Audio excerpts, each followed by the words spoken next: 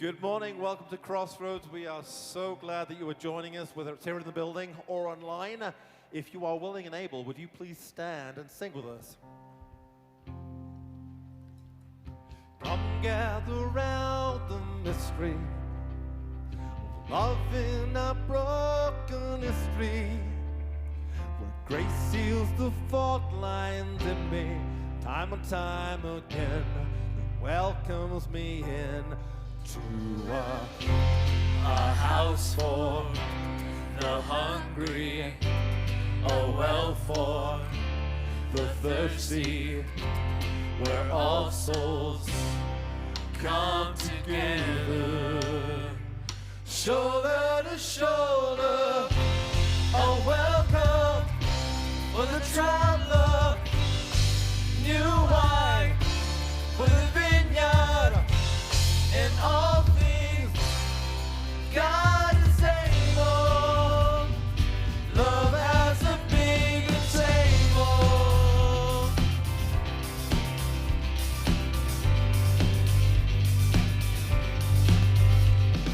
Show me who is my neighbor, the Christ hidden in the mirror. Love doesn't mean a stranger. Love calls them friend and welcomes them in to a house for the hungry, a well for the thirsty, where all souls come together, shoulder to shoulder, a welcome for the traveler.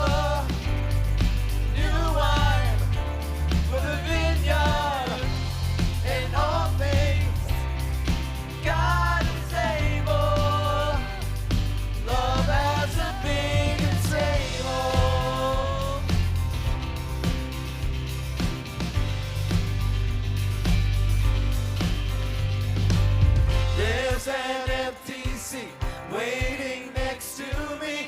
We gotta make some room for each other. Let my enemy be my family. Fill my cup till it's running over. There's an empty seat waiting next to me. We gotta make some room for each other. Let my enemy be my family, fill my cup till it's running over. A house for the hungry, a well for the thirsty, where all souls come together, shoulder to shoulder, a welcome for the traveler. Wine for the vineyard, where all things God is able. Love has a bigger table.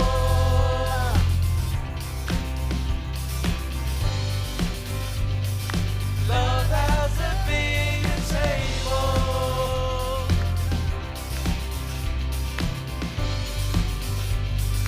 Love has a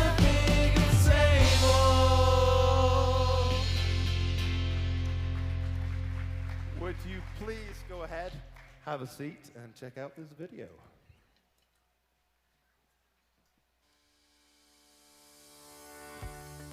Welcome to Crossroads Church. Whether you're connecting online, in person, or on demand, thank you for making this time part of your week. If you are new to Crossroads, you might be asking yourself, what is this place all about? Well, it's pretty simple. Peace on earth. We are an open and affirming community of people committed to following the peacemaking path of Jesus. And this peacemaking path leads us to focus our work on rewriting what we call the 5 unacceptable truths. These unacceptable truths are 5 realities that hinder human flourishing and destroy peace on earth. Together, we work to replace spiritual emptiness with spiritual vitality, poverty with physical and financial flourishing, fear of the other with inclusion and affirmation, illiteracy with education and opportunity, and modern-day slavery with freedom. This is what we mean when we say, hope is here. Over the next hour, we will experience the divine mystery together as we sing a few songs, listen for wisdom, and share in communion so that we might leave here inspired and equipped to follow the peacemaking path of Jesus in our everyday, normal lives. Blessed are the peacemakers, for they will be called children of God. Well, good morning and welcome to Crossroads. My name is Jessica, and in my everyday normal life, I'm a patient representative at a hospital here in town. Just want to say good job making it to church today. It's kind of a double whammy with being Halloween weekend and the time change, so give yourselves a pat on the back. You might have noticed a fun art display in the atrium. That's right, today we are hosting an art show. Last weekend, we launched our annual food drive through Partners in Hope, and we thought it would be fun to get our kids involved. They worked very hard on the art that you see displayed in the atrium. So this morning, when you purchase a piece of art, your donation will go directly to the food drive. Every year, Partners in Hope comes alongside our partners, Loveland Community Kitchen and the House of Neighborly Service, to help them stock their food pantries in advance of the holiday season. This year, more than ever, we know that services provided by these partners are vital to those experiencing food insecurity. Here in Colorado, SNAP benefits are being delayed this month, leaving many families without the much-needed source of help. Loveland's Community Kitchen and House of Neighborly Service are experts in the area of food security, and the very best way for us to offer support is by making a financial donation. So after the service, peruse the art show in the atrium and then stop by the table to claim your art and make a donation. Thank you for helping to rewrite the unacceptable truth of poverty in our community. As you came in today, you should have received a program. If not, raise your hand and our room host will come by and bring one to you. If you are new here today, welcome. The program folder is designed specifically for you with information that might be helpful. There are a few things that I want to point out. Everyone go ahead and take out that Connect card or click on it if you're in the app on the weekend section. The Connect card is for everyone to fill out every week. If you're a regular attender, just put your name and email address and check the box regular attender. If you are new here, please check the box new here and fill out as much information as you feel comfortable sharing. If this is your first time with us this morning, we have a gift for you.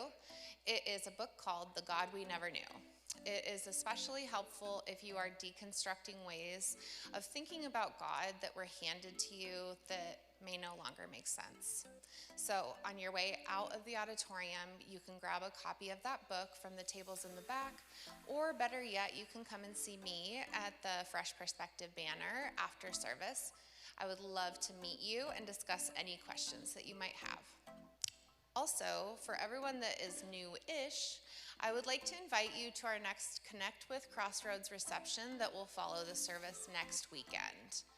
You'll have a chance to meet our lead pastor, Ryan, and you'll hear more about the peacemaking heartbeat of Crossroads Church. Light refreshments will be provided, and kids are welcome. To RSVP for the Connect with Crossroads, please just check the box on the back of your Connect card and let us know that you're coming. One more calendar note for you. Make plans to stay after the service on November 16th for the annual ministry celebration. At the annual ministry celebration, we will take time as a community to celebrate the past year and look forward to the future. We are anticipating hearing some very important updates in the life of our church, and members will have the opportunity to vote on some items. You don't have to be a member to attend the ministry celebration, but we do hope that you don't miss the opportunity to become a member in time to vote and make your voice heard. So now I'm going to pass it off to Ryan to talk a little bit more about membership. What's happening, Jess? Hey. How are you doing? Good, how are you? How was Halloween? Spooky. Yeah? What'd you dress up as? Well, I was Wonder Woman For- for Spooky I remember, Palooza. yeah. And your husband was? He was Captain America. Captain America. So, little couch potato for actual Oh, Halloween. though. nice. That was Like you dressed up or you just were a couch just potato? was. Or just I was. just That's fair enough. brought it on the couch. Fair enough. In our neighborhood for a Halloween night, like we set up like bluey stuff, and we had treats for the kids, and then we had treats for the adults. So we were a popular house. Ah. Nobody visited twice though, which we were like, I'm sorry, I can't overserve you, you know. But before you go, Jess, I have to tell you, I went out and I was looking at the art show. We're super excited about this today. A really fun way to kind of bring a little tactile element because we don't have the food truck out anymore. Because we talked with our partners and they were like, food is great, but we can buy more if you give us money. So we thought, why don't we listen to the people that are experts? So our kids got involved. I think we have some students that are going to take their money. Nice. Right, afterwards. And this was the drawing that was chosen as the featured drawing. It's been, shadow boxed. It was colored by Nell, who's 7 years old. And this one is the prized one for a donation to Feeding Hungry Folks of $300. This can go home with you today. And the donation amount doesn't really matter. There's lots of artwork out there. Let's not hurt kids' feelings and leave art up there, okay? That'd be a jerk move. That'd be a total jerk move, okay? So let's make sure all the art goes away. I'm going to give that to you, Yes. Jess. I'll take that from you, Jess. Give Jess a you. great big hand. Thanks. I love it. Woo! It's nice to see everybody today.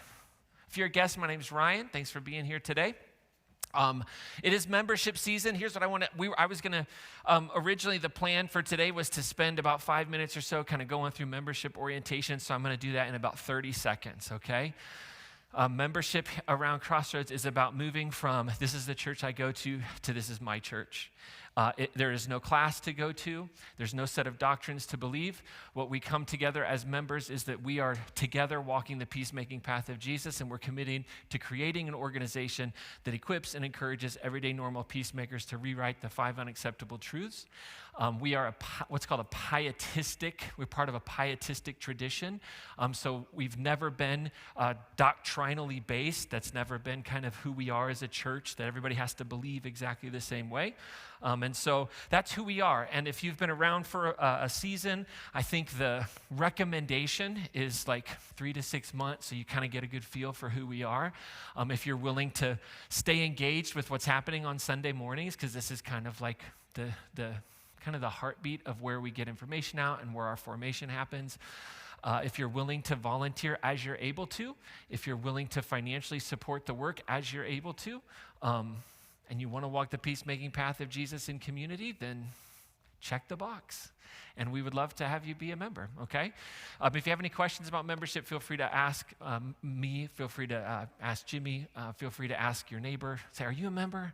And if they say no, then ask them a question about it, see if what they say, I don't know. But a lot of folks, how many of you are official card? You don't have a card, we don't have a card. How many of you are members? Raise your hand up nice and high. Yeah, that's wonderful. So we hope that everybody's a member. And if you are a member, you got an email this week. Who got my email this week? How many of you like be honest, raise your hand up nice and high. You're like, what is happening, right? Yeah, so can we just have a little conversation for a few minutes? Is that okay with everybody? We're going to kind of put a little pin in our service, and we'll see. I've got a life-changing message for you today. It changed my life twice. I've been through it twice, and I'm like, oh man, this is going to be good. But we'll get to that hopefully. But I'd like to take maybe 10 minutes and just kind of share the journey, remind us about things we've been talking about as a community. If you're a guest today, if you're tuning in online, I'm glad you're here to hear this, to hear about our church and where we are. So I want to take you back about 7 years ago. Get in your DeLorean, go back 7 years ago. There was this guy in Maine who was doing work in New England, who he and his family felt that it was, after 20 years of work, there was a something that we were called to that was different. We were just experiencing an incredible amount of disenchantment with the evangelical church that we were a part of. When I say church, I mean Big C Church. I don't mean like the church we were serving. But and we got a phone call from somebody who was calling on behalf of this church out in Colorado that said, hey, my name is so-and-so. I'm a consultant. There's a church. I know I have your resume. I'd like to give them your resume. And we said, no. And some of you are like, why didn't you go with your first gut, Ryan? Life would be better. But so the first time we kind of heard about it, we said, no. And then they called and said, we'd like to just, but I want to have so we said, okay, go ahead. But they said, before you do that, I want to have a conversation with you. Now, we're just going to be real, and this is not like, this is just truth, okay? Like how we interpret it is different. But what was said to me was, this is a really wonderful opportunity. It's a church that has had a vibrant, wonderful history in the community, but it's also had a complicated history in the community. And it has had rough seasons, and it has challenges, and it is in a challenging season.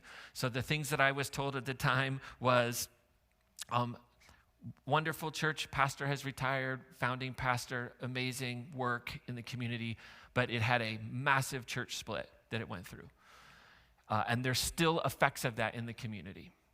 And then I was told, and it went through another recent kind of downturn because of tension that had taken place within the life of the church.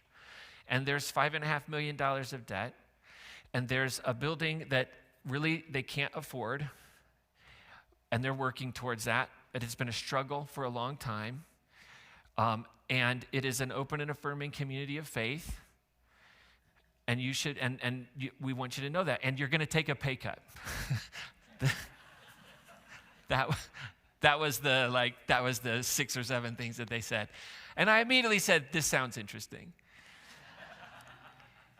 Because I'm kind of wired to be a part of tough situations. Like for whatever reasons, that's just who that's just where I've been where I've been put by the universe. Like, where there's transition, where there's change, like that's just kind of who I am. I thrive in that.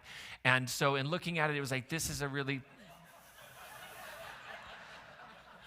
like wrap it up. I don't know who's, I'm grateful for the humor today though, that's for sure. Okay, so that was actually very appealing to me because we wanted to be a part of something really wonderful. We wanted to be a part of something that was new. We wanted to be a part of something that was different. Like I felt very strongly that I wanted the last season of my career to be in a space committed to a reformation of the tradition that didn't throw out all the beautiful things that had happened over the last 50 years within like Western Christianity and the modernization of church, but also was willing to really take a hard look at some of the ways in which the church was functioning doctrinally, the way we were excluding people, and were willing to like be brave and do things that were beautiful, but gonna be hard as the world was kind of moving all around us, including the church itself. So we started down this journey, and to make a long story short, fooled everybody and got hired. Had been here for 6 months, and COVID happens. George Floyd is murdered. The election of 2020 takes place. New leadership in a church that had leadership for over 25 years, that was consistent. Culture is shifting around us. All these things are happening. The leadership team, the council, which is our board of directors, comes together, and we're here, we're in a meeting, we're spending time saying, okay, like time out, like who we thought we were as a church and the consistency that we thought maybe we had of values might not be what we thought it was, given what we were seeing. So we sat down and we said, who are we as a church? And we affirmed our values. We affirmed the 5 unacceptable truths. We affirmed a 10-year vision for 10,000 everyday normal peacemakers that we wanted to be equipping through our different programs and work. We affirmed the idea of how much we would love to see being fundraised and raised for this work. And when we laid it all out, I remember very vividly sitting with our leadership team at the time. I think, Dennis, you were in on those conversations, right? And I remember saying to the group, like, if this is who we are as a church, and I think I might have even said you, because I'd only been here a year, right? And I said, if this is who you are and this is who you want to be, I'm probably a good leader for that. But I can probably tell you there are no guarantees of where this leads us. With what's happening in culture, what's happening in the world, to live into these values, which is something I can do, and I can lead into these values, because I'm like, when it comes to values and mission, I'm like a dog on a bone, right? Like that's for me what it takes, like to believe in that, and then consequences be damned, we go for it, right? And so the conversation we had that day with that leadership team was, is this who you are? And if this is who you want to be, that's great, but there are no guarantees about anything. At the time, we still had $5.5 million in debt, had no idea really every month, how are we going to pay this payment? How are we going to make payroll? How is this all going to happen? And I remember in those conversations saying, like, this is the time to decide, like, and no hard feelings. If this isn't who we are, if this isn't where we're going, which is very consistent with what I was recruited under, so there was no shock, but it was like, if we're willing to go, then I'm your person, but if not, then it's okay. Like, now's the time to make a decision, right? Like, we cannot move, we can move with the church to a certain degree and say, okay, maybe we can just tone it down a little bit. Right? I mean, that was the idea. Like, and we could, it would not be probably super difficult to tone things down a little bit, be in a space of ambiguity, which worked for a long time and was perfectly acceptable, not a bad thing. It wasn't just this church, it was all over as the world shifted. And, kind of grow and kind of be soft Christian nationalism is kind of what it would have been, I think, at the end of the day.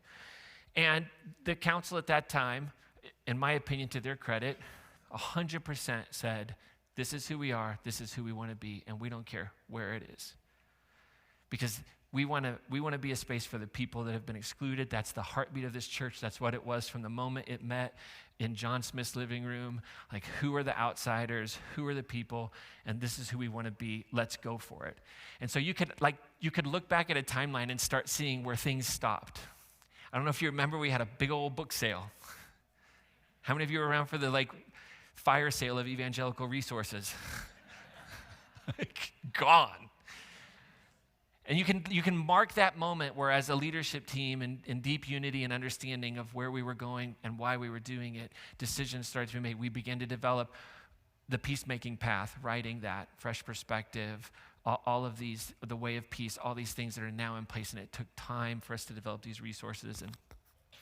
And then 2 years ago, it was almost 2 years ago, it was the spring of 2024, so about 18 months ago, I guess it was, we were on track. We felt like things were going well in the sense of the financial stress. We had, as a church, we had made some great partnerships with the Loveland Housing Authority. We partnered with them for a new neighborhood that's going to be built on this land that we owned. We were able to get rid of all of our debt. And yet we still experienced the financial tension of having a ministry of, regular attenders on a Sunday morning, 300 people in a facility like this, what it takes to upkeep and maintain and all these things. And we had a couple of things hit us pretty hard in the spring, and we came to the congregation and we talked about that. But when that happened, we knew, okay, this is a moment where we have to be open-hearted as a leadership team to where are we going? What are we doing as a church? And it was at that time we said we need to find out, what is the value of this building? And what are our other potential sites to do this beautiful work in this community that are consistent with our values of doing modern church? Are there spaces, are there physical locations where we could actually do better work towards the 5 unacceptable truths in our community than this location, right? Those were questions we were asking. And we knew at that time we needed time. So we needed time to be able to discern. We needed time to see what unfolded. We needed time. We didn't want to make an unwise decision because of the clock. We didn't want to let finances be the guiding factor and have to do a fire sale of our building or anything like that. So we came to you all, the congregation, came to ourselves as leaders, and we said, we want to encourage everybody to make a 2-year commitment to Peace is Worth It. If you're around then, the campaign is called A Unique Light. We believe that our church is a unique light in northern Colorado, and we want to continue to shine, and we didn't know what that looked like. And we were committed to doing everything to say, what does it look like to do it in this building? So we found a tenant for our student center. We rented it out to them, which was wonderful. Got us through last year. Meant that you all and I didn't have to give more than we already gave. So that was wonderful. We got a couple other partnerships. And these are all partnerships with people that are doing work in the unacceptable truths, right? So this wasn't just like, something that was completely outside of our framework. These partnerships that we developed were working with adults with differing disabilities and including them into the community. It's great. And so as we did that, we said we need time, and we were thinking, what does it look like to stay in this facility? What does it take? What are the things that we can develop in terms of new ways of generating revenue for ministry? So we did rentals, and we this year our councils worked very hard on a wedding ministry to use the facility for that, which we knew no matter what, whether it's here or someplace else, we know that providing wedding services, particularly for the queer community, is a beautiful ministry in alignment with our values of inclusion, and the church has traditionally excluded that community. And so we felt like this was it was a wise thing to do. It was within our values, all that beautiful stuff. So throughout this year, we've come and we've shared, here's where we are with our Peace is Worth It. We're exploring, blah, blah, blah. Our Peace is Worth It campaign is doing well, by the way. I think Jimmy, are you in here guarding what I'm saying, right? So Jimmy, I think we're almost $1,000 away from hitting our goal for Peace is Worth It, which is amazing, right? We as a church came together and have given $211,000 above and beyond your general fund giving, which is amazing. Amazing. We were anticipating having a $300,000 deficit this last year, which we could never have funded. We had a $50,000 deficit, right? That's wonderful. That's exactly what we need right now in this season, time. And so throughout that year, I had received a couple of phone calls because we had our realtor who knew we were open to the idea of moving, who knew that we were open to the idea of selling. We didn't know. We were just open to all these things. And by the way, everybody should know, our congregation members vote to buy and sell property. Our council works out all these details and then brings to the community what we believe as a council is the wisest thing to do. So just make sure you hold that. This is a community decision, but it's led by a leadership that's put in place to present the best way forward so that you don't have to spend nearly as much time as what these folks have spent over the last 2 years, okay? So you can go to work, raise your families, right? Figure out how to pay your bills, right? That's the idea. So over the course of the last year and a half, I've had our realtor call me a couple of times and say, hey, this building's going up for sale. Would you be interested in looking at it? And every one of them was like, nope. There was just no way. It wasn't who we are. I had no desire to lead our church into a space that was not going to be more effective, that was not going to be a visionary move, a move that was good for our mission. And so every time that happened, it wasn't even a consideration. Honestly, I just was like, nope, I couldn't cast vision for that. Don't see how it would be more effective, anything like that. And then about 6 or 7 weeks ago, maybe 8 weeks ago now, I don't know, it's been a bit of a blur, I got a phone call that there was a building going up for sale in Loveland, downtown Loveland. I can't tell you which one. We're not allowed, okay? So don't ask. I will be able to tell you, but I can't tell you right now. There's a lot, because it would endanger some things with the deal that we're working on to bring to you all. But I will be able to tell you hopefully next week. But I will say this, immediately when I got the call, I said, yes, can we do it today? And so it was the next morning, I went and looked at the facility.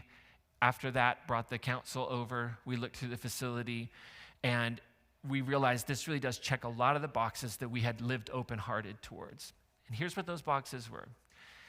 Would a move enable us to be more effective in rewriting the 5 unacceptable truths in our city?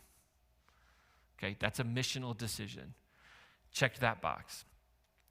Would this move allow us to make a transition and end up with a $1 to $2 million endowment to help fund our ministry to relieve the burden of doing modern church on a medium-sized to small-sized congregation currently? It checks the box. Okay, so what everybody needs to know is in a move like this, what we're talking about is the sale of our building, the purchase and renovation of another building, which then would lead to a beginning endowment of $1 to $2 million that then we would leverage strategies for the next 10 years to seek to grow that. Because my heart is to retire as your pastor, if you'll have me, and for this church to be able to function in ways that are not burdensome for the congregation in terms of giving. Now, I believe in generosity. My wife and I give more than 10% to our church because we believe it, okay? So it is not about that. I have no problems with us giving to good things because I think it transforms our lives and the world in which we live in. But it's to say there has been an undue pressure on us as a community that this will, we think, help alleviate a little bit of in this move, while also like propelling us to be an incredibly unique light in our community. And so what I anticipate happening here, our council is meeting after the service today to talk about where things are in these negotiations. And so in the past 2 weeks, when we first looked at the building to purchase, we were like, how are we going to do this? Like, how would we do this? Like, we have to sell our building, and this building could take years to sell, right? Like, what would you use this building for? You're like, a church, Ryan, a church. My church, you idiot. That's what I would use it for. Okay, fair enough. Beyond that, right? Like, so we were at this space of like, well, we started exploring things like bridge loans, bond issuances. How do we like creatively do this, because this opportunity is unique and felt very unicorny. I'm hesitant to be like, oh, it's a once in a lifetime. That's a manipulative thing. I don't think that. I just think it is a really powerful opportunity for us. And so part of this was, well, before we make an offer that's contingent upon the sale of our building or whatever, we needed to discover is there any interest? How long could the sale of this take?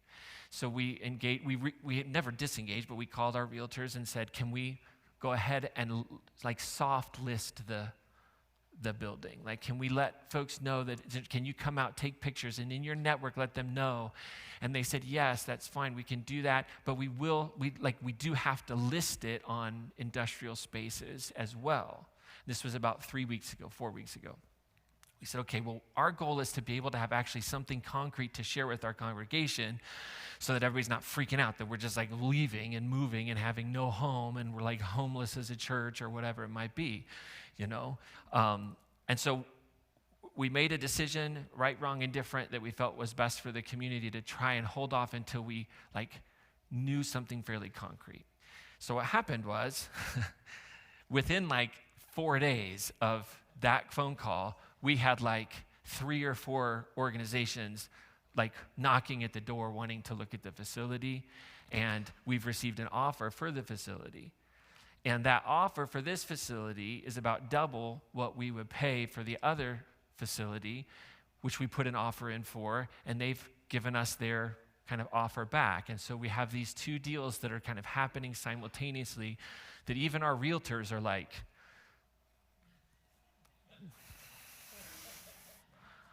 the realtor used the word unicorn yesterday with me. And so one thing I want you to hear, like, I'm not the person who stands up here and says, God's telling me, because I think that's spiritual manipulation. God's told me to do a lot of things that turned out to be the wrong thing, okay? I couldn't tell you whether or not God is telling our leadership team to do this or not. What I can tell you is the leadership, the council have spent years wrestling with this question. Years before I got here, wrestling with this question. And we have a potential answer that's really beautiful. And it's scary at the same time. There's a lot of questions that are involved in this. You are going to have questions that I have questions about that I don't know the answers to yet. So we're trying to make the next best decision, get the answers that we need to move forward. And so I anticipate, here's what we're going to do, okay? Like, I'm telling you, this is like hot on the press. Like,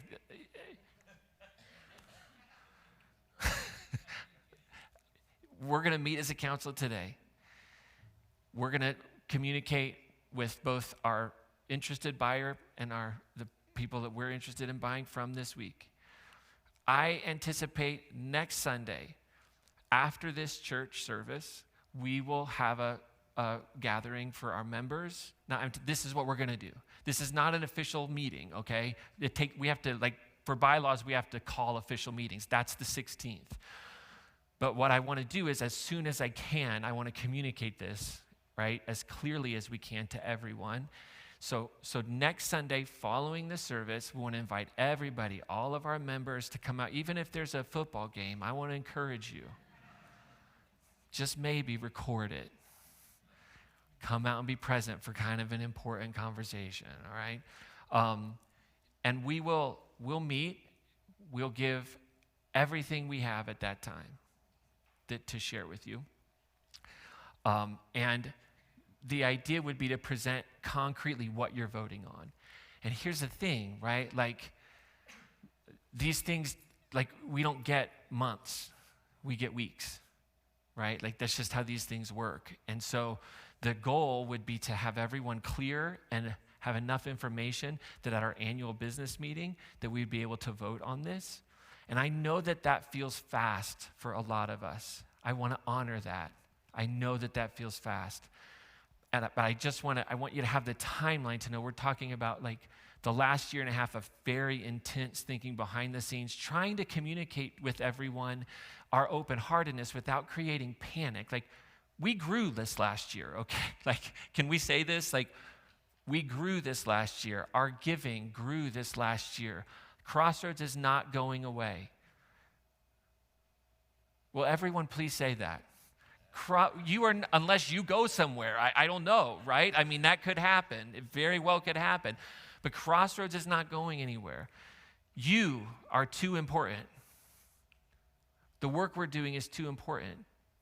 And so I just want to encourage you, that's the goal, is we'll communicate, and hopefully, I'm very, very hopeful that we can communicate in a private setting, not broadcast like this all over the internet, the location, and I'm going to trust that everybody in the room can be an adult and not talk about it with their friends and everybody else, and you can keep it to yourselves.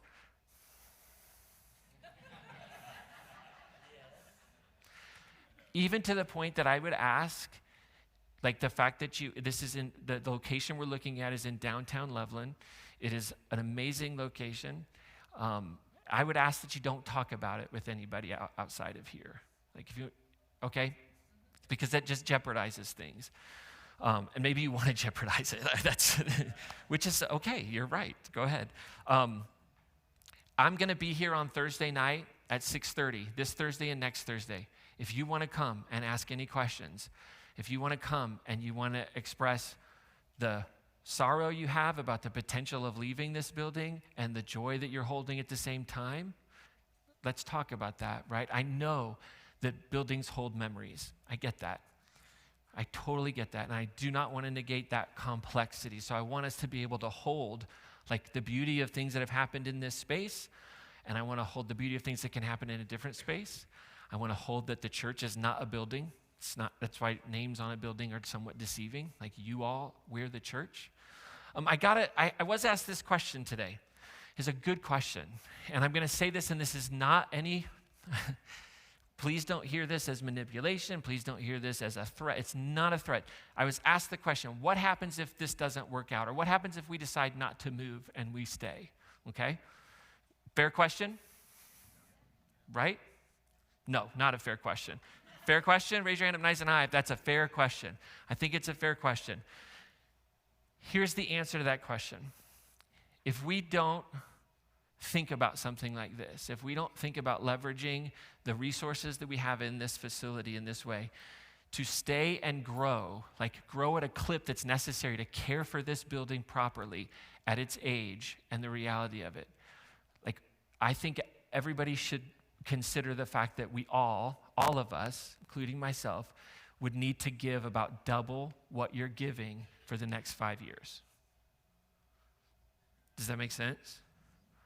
To invest in the things in this building that it's going to need okay? Like, because we have AC units and things like that that are 25 years old. We have a parking lot that is monstrous that needs to be repaved. Like, those types of things, they just are costly, and they require a lot of people who are giving a little, or a few people who are giving a lot. Does that make sense? And I could have said it this way. I could have said, we need to kind of double our donations and our revenue every year, right? Or for the next 5 years to do that. But it's just being deceptive. Like, it's on us, you know. And I will say this, like, as a family, and I say this to say that we are committed to this church. Wendy and I, our family, this last year gave over $50,000 to Crossroads Church because we believe in it. I can't give $100,000 next year. We can't do that. Like, we really can't even continue to give at that level. But we were able to tap into savings and tap into retirement and deal with things, and because we believe in the work that we're doing. I say that to say, I don't say that lightly to everybody. I don't think about this as like we're not committed. Like, we as a family are committed. I am committed to this work and believe this is a great opportunity for us. The last thing I want to say about it is this. The reason why I believe personally, as I am one vote, okay? I am one vote. But as a person who is kind of charged with vision and leadership, if one of you were to walk up to me today and say, you know what, our family just won the lottery and we want to give $5 million to the church to start that endowment so we could stay in this building. I don't know that staying in this building is the most effective way to do our ministry in the future. So I don't want you to hear that this is just a financial thing. It's not. Like, in the whole idea and the whole thought of leaving or moving or being in a different space is a question of effectiveness with our mission. There are things about this facility that are wonderful for the work that we're doing, and there are things about it that are not. And so I'm not convinced that staying is the best and most effective way forward for us as a church in this space. I'm one person, okay? But I want to be honest, right? Do I think we can do effective ministry here if we have the resources? Absolutely. I think you all are that good. Do I think we might have the potential to really partner with our city and rewrite these unacceptable truths in really powerful ways and be present in ways that are consistent with our values and who we are as a church with a move like what we're hopefully going to see proposed? 100%. 100%. Okay, that's a lot. I'll be around for a few minutes before our meeting. If you have any questions, don't come and ask me where it is. I can't tell you. I tried. I was on the phone saying, I don't have enough credits to cast vision to move somewhere with them not knowing where we're moving. Like, I'm not John Smith. I don't have that kind of credit, you know? So I do hope as soon as we can to let everybody know, because I know that what's important is that we need to kind of overwhelm the emotion of the sadness of maybe a space with the hope of a vision and a potential. So we'll get there, but I didn't want to wait another week. We didn't want to wait. We have enough, I think, to give everybody a pretty good idea of where we are and why we're doing this, okay? Why we're proposing it. I would take questions, but I'm not an idiot. So if afterwards you have a question for me, please come up. If you have an encouragement, I know some of you got the email. Oddly enough, I didn't get one. It's like you all were really great. Like, you read the email and were like, I should give myself a day before I respond. Because I did not get one, like, the other option, Ryan, is you resign. Like, I didn't get anything like that, you know. I got some really wonderful, kind, trusting responses. And for those of you that sent those, I want to say thank you. This is not about me. This is about us. This is about this church. This is about the work that we're doing. And I hope that we can discern that together in the next few weeks. And we'll see what happens, okay? So this Thursday, 6:30, next Thursday, 6:30, I'm here. Answer any questions. If 2 of you show up, if 100 of you show up, we'll come down here and we'll chat, or we'll go up into my office, whatever it might be. I'll take you to the principal's office. We'll figure it out, all right? Do you think we can, Oh gosh, it's 11:45. What do y'all want to do? Yeah, the clock is wrong. My point is there's about 20 minutes left before you all start checking out, right?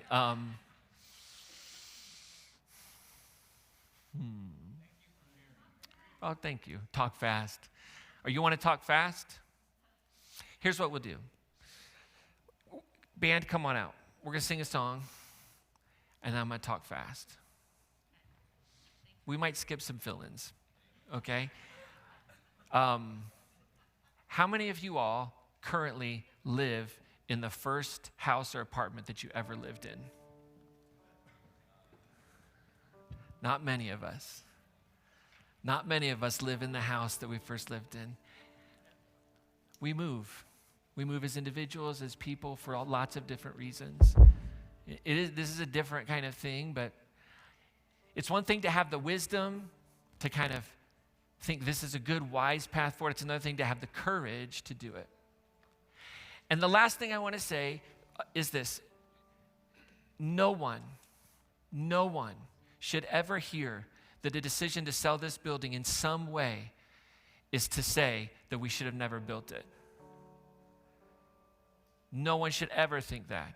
We would never be able to be having the conversations we're having right now if this building wasn't built and this church didn't exist in it and we didn't sell the land, and the future would not be possible without the past. There's just the reality of the world shifts and changes, and sometimes things that were beautiful and were necessary and powerful, they aren't as beautiful or as necessary as powerful. You know, a great metaphor for this that I often think of is if you look at the book of Genesis. In Genesis, you have the story of Joseph, and there's a great famine in the nation of Israel, and Joseph is kidnapped. He's taken into Egypt in this story. He becomes second in command to Pharaoh, sets up a plan, a structure, saves the whole known world, and Israel, the family, moves to Egypt as a space of salvation and hope.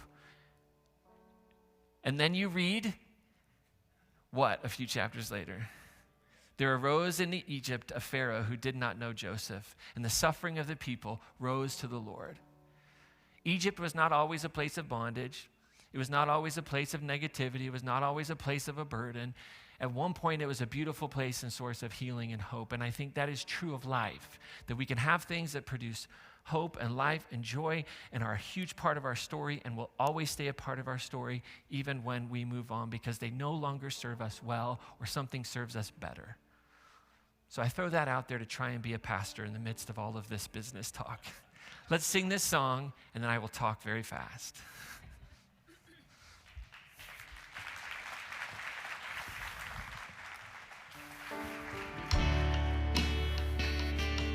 I invite you to stand as we sing this next song together.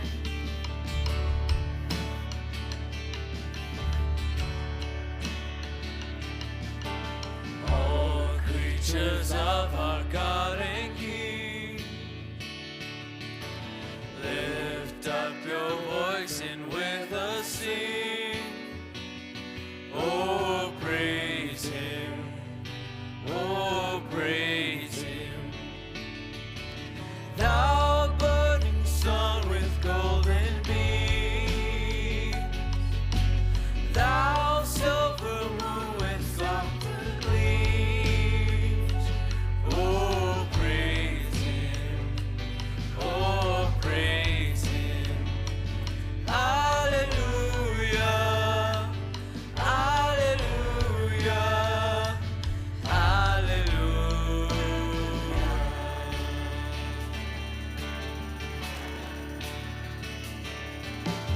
Thou rushing with that heart so strong, ye cleanse and still in heaven long. Oh, praise Him. Oh, praise Him. Thou rising moon in praise rejoice. Ye lights of evening find a voice. Oh, praise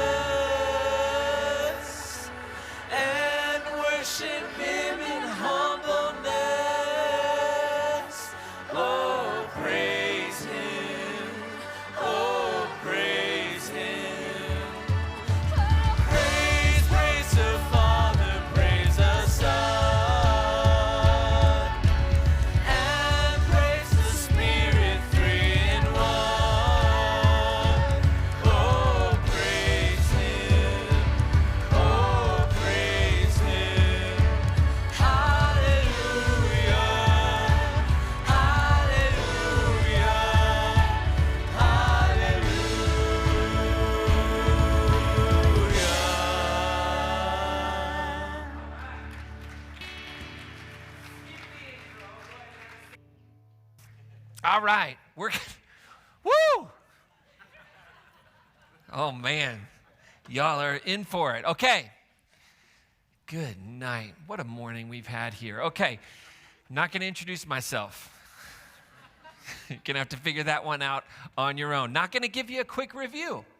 Just going to have to try and remember that one, what we're talking about with rethinking, all right? Here's the question I have for you today. How many of you have ever thought, had an experience, you sat in a space and said, I'm not worthy? Anybody ever have that feeling, right? I'm not worthy. This is a really, really powerful emotional experience. And it's really a question of esteem. It's how we think other people think about us. Right? When we say, I'm not worthy, I don't feel worthy, we're making a judgment call about what it's so weird for me to be doing this right now. I just want you to know that after that conversation, I'm trying to get my head around like, let's change their life with this message. And I'm like, I don't know if this is possible. I'm having this internal dialogue, okay? But we'll shrink it down and we'll give everybody enough information to be confused, okay? This question, this statement that I'm not worthy, is really a question of how we think other people perceive us. And it spills over into how we think God perceives us. When we think I'm not worthy, really what we're saying is, what is the story that I'm telling myself about other people and even God? How does God think about me, right? That's the idea of this understanding of worthiness.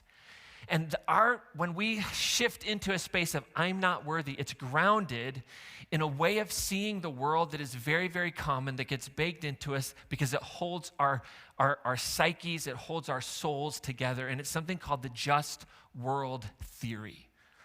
And the just world theory says this: people get what they deserve and deserve what they get. How many of you have ever heard anything like that?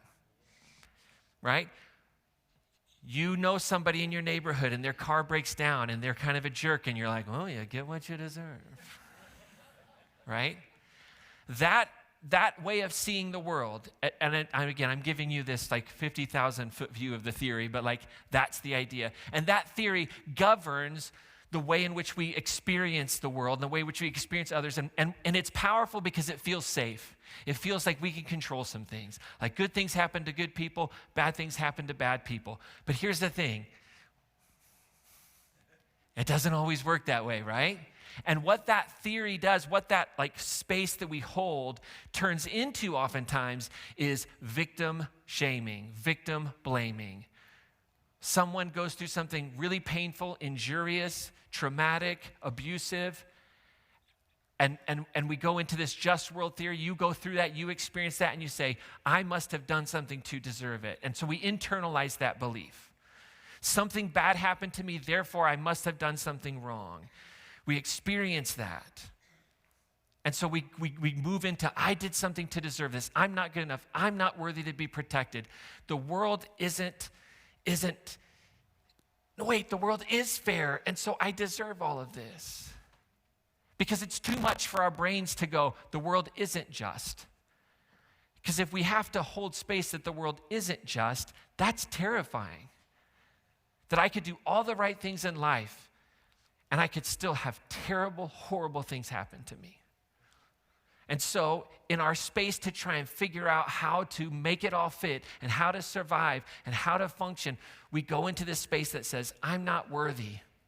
And it's that story that we tell ourselves to preserve the illusion of justness in the world as baked into it, right?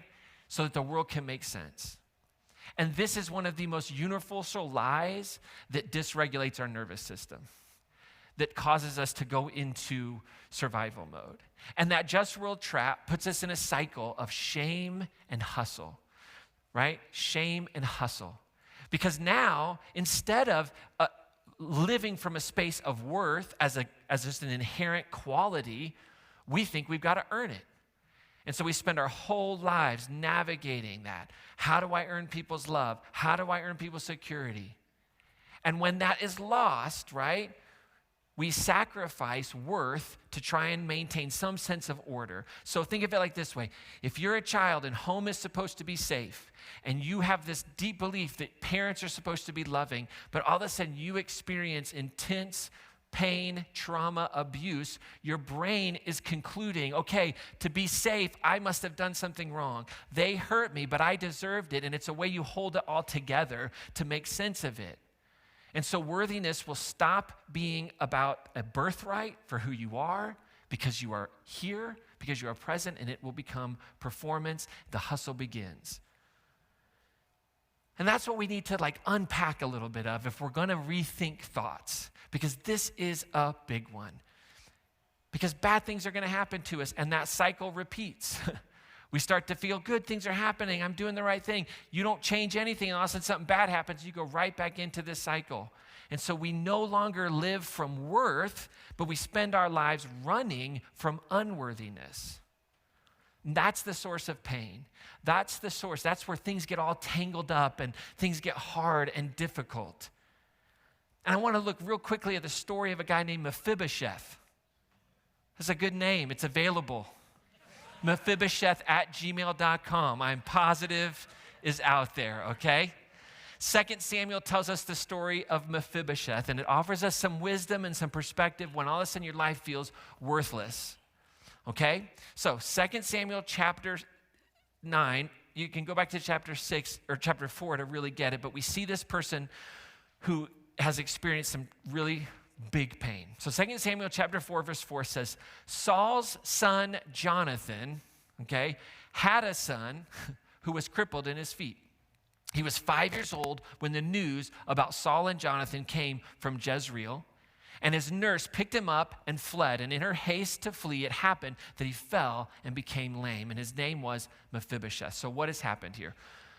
There's a civil war going on. Jonathan and Saul are killed in a battle.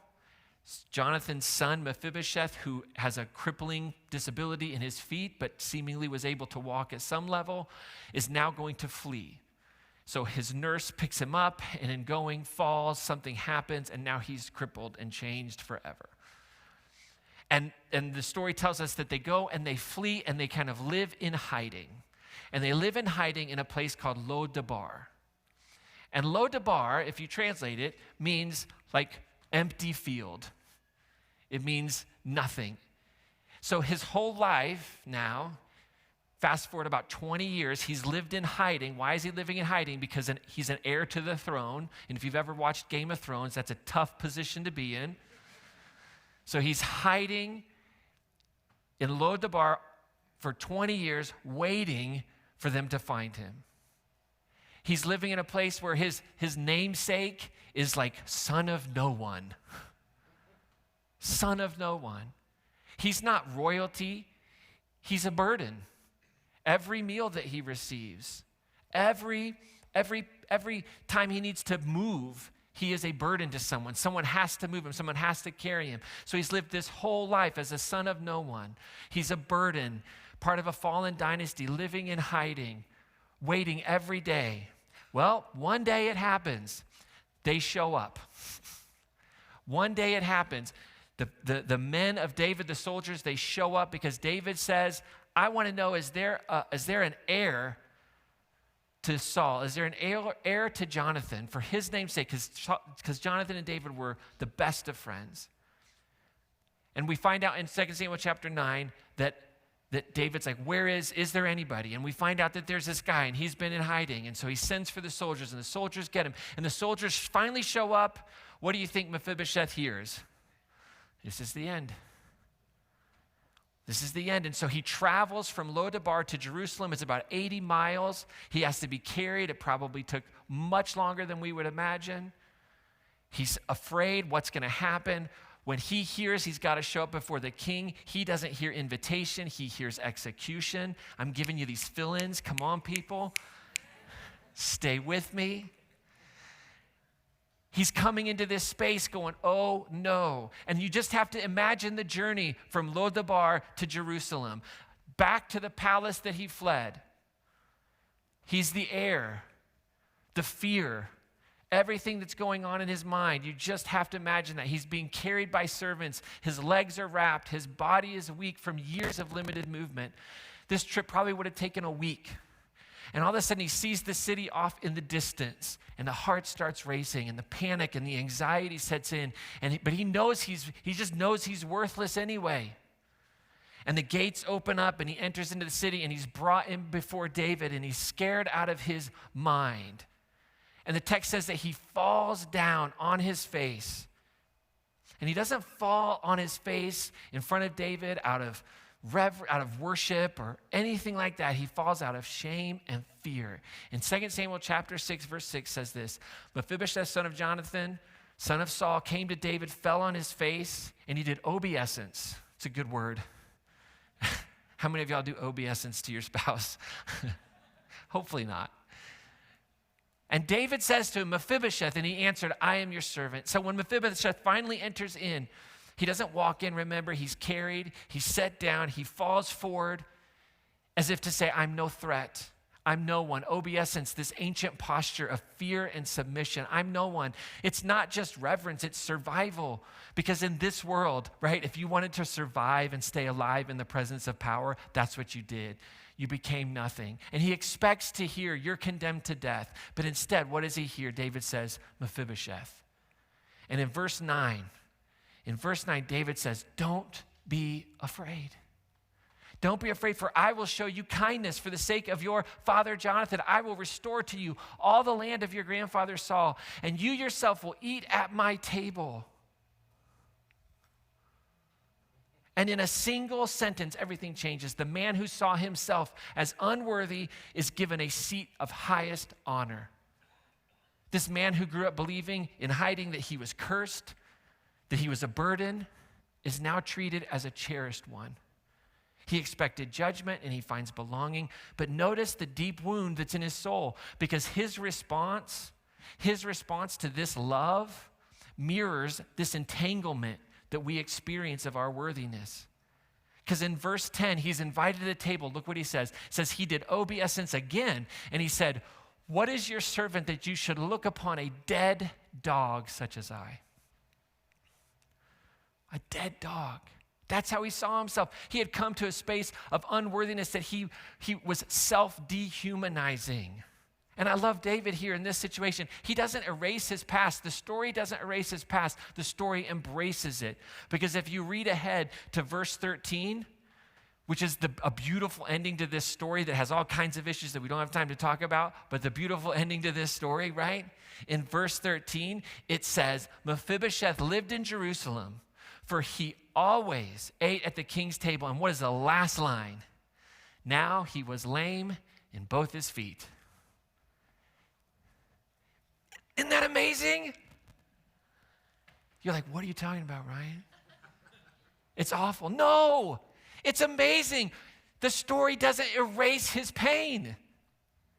We aren't left with an image of a person who had a limp and doesn't have a limp anymore. We aren't left with a person who was kind of crippled and is now fixed. No, we're left with the scene of a table that says your wounds and your shame and all of that stuff is welcome here.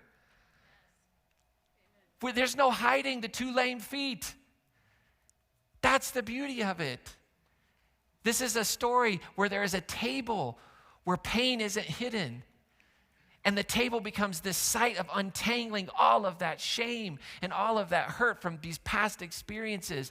And it's a table that says you will no longer be defined by that. But it can be a part of your story and it can be redeemed by grace. And that's the wisdom of the passage. That's the beauty of it. It's a story of a journey from the barrenness of Lo-debar to the belonging at the table of a king. And when David restores Mephibosheth, he shows him what divine love looks like. That love makes room for the forgotten and the unworthy and calls them family. So don't miss this. Don't miss this. Love doesn't ignore our shame. Love welcomes it to the table. It welcomes it to the table. Love doesn't ignore it, doesn't ignore our shame, our feeling of unworthiness. It welcomes it to the table.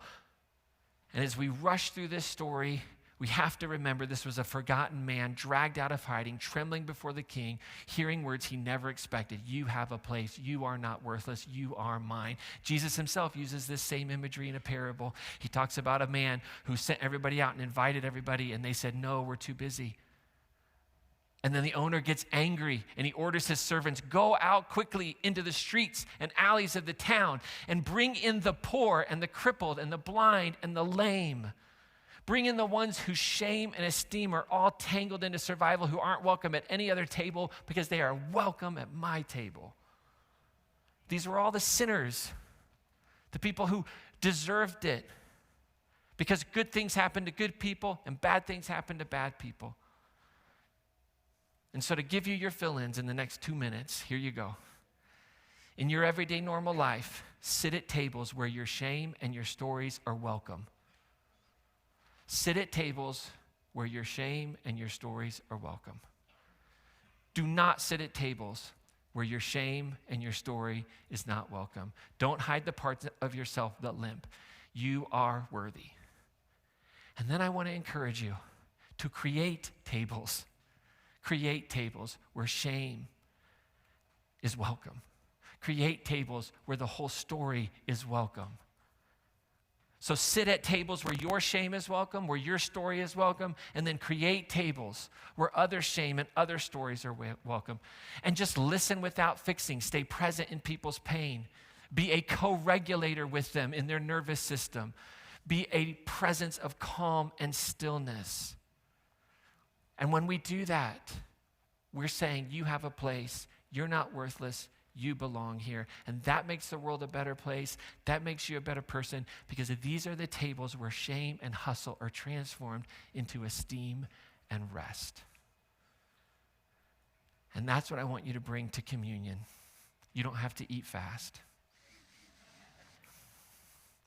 The tables like this are where shame and dysregulation and the entanglement of survival are all untangled and transformed into an understanding of worthiness and rest. And so we're going to get you out of here pretty close to the top end of what we like to have you leave here. But I want to give you a few minutes to just think about the table that you need to sit at that embraces what you think is shameful, what the world has told you is shameful, and know that tables here, these tables, no, shame is welcome, stories are welcome. All of you is welcome. The song they're going to sing, we're going to sing. I want to invite you to stand all over, whether you're at a table or not, if you're able to stand. You've got a lot of words coming at you today, so let's do some silence. They're going to sing a song called I Am Good. And this song is a declaration of the goodness that exists in every person on this planet because of who they are. And you'd say, oh, but Ryan, I know the Bible verse. They came up to Jesus and they said, good rabbi. And Jesus said, why would you call me good? No one is good but God. Why would we sing a song that says I am good? Because I actually think Jesus was challenging them on their belief that no one is good. I don't think Jesus was saying, hey, you got this one right, finally. That's inconsistent with the text and Jesus' encounter with the religious leaders. Jesus is saying, well, if you don't believe anybody's good, why would you call me good? If only God is good, why would you call me good? He's not saying, well, you get it, I'm God. Trust me, that's not what's going, that is not the talk of a sane person in first century Galilee. Like what Jesus is saying is, you are contradicting yourself as you try to please me or whatever. So we're going to sing this song, I'm Good.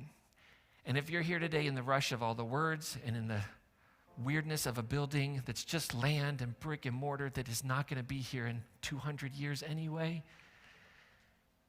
I just invite you to take a couple of minutes and sing I'm Good.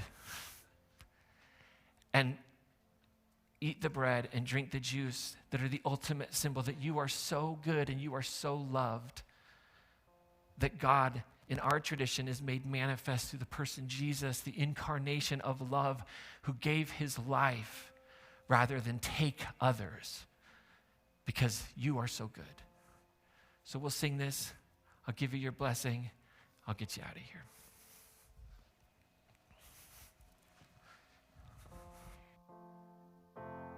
Look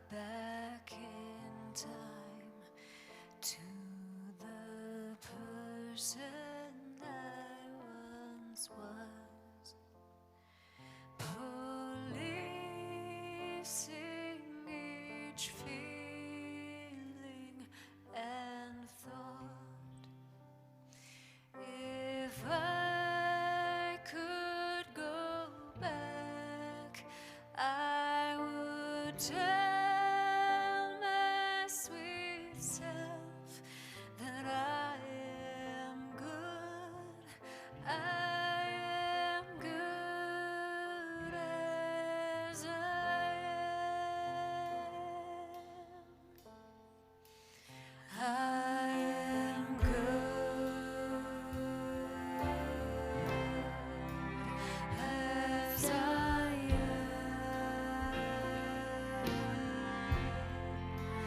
I am good. I am good as I am.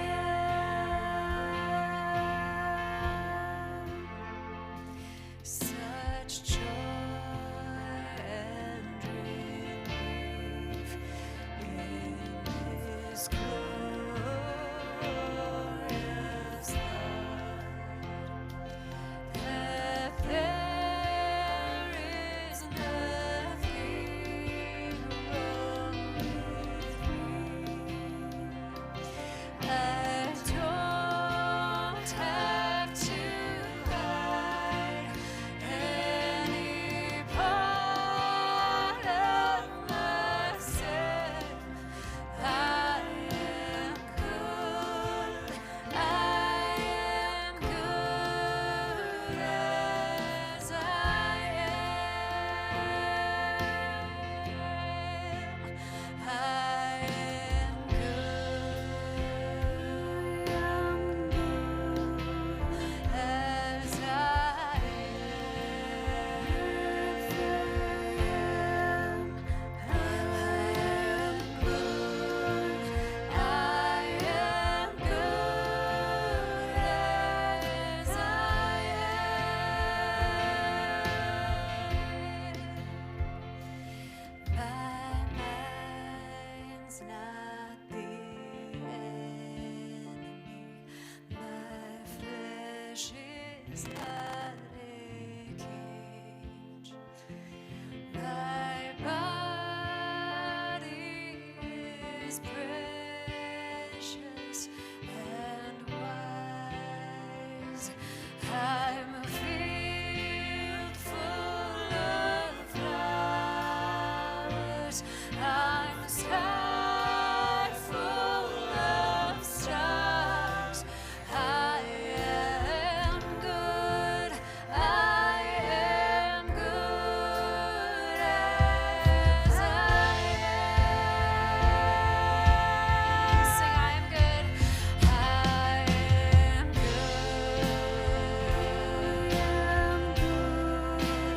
As I am good.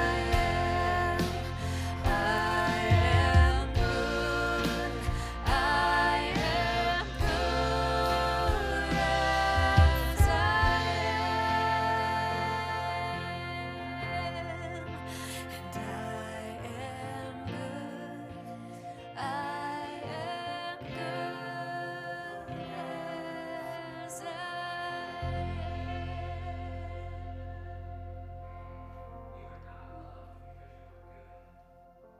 Good because you are loved. That's healthy spirituality. So, to bless you as you leave here with the hope that you will drop your communication card and your giving envelopes and your donations in the orange kiosks and stop at the art show, let's have our blessing. I invite you to open your arms to receive this blessing into your soul, to hear the words as hard as they might be to believe, that when shame whispers that you are not worthy, may you remember the one who sets a table, not a test.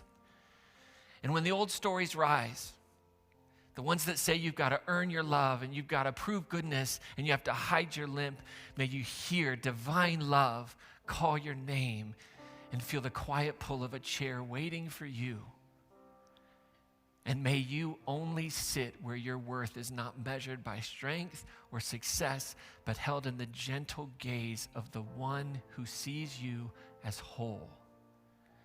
And when you rise up from that table, may you carry its grace into the world, making room for others to rest and others to breathe and others to belong. And may the tables at Crossroads Church, wherever those tables are set, whatever address those tables are found, be tables where shame and hustle are transformed into esteem and rest. And may our city know that at these tables, all are welcome. Amen. Have an awesome week, everyone.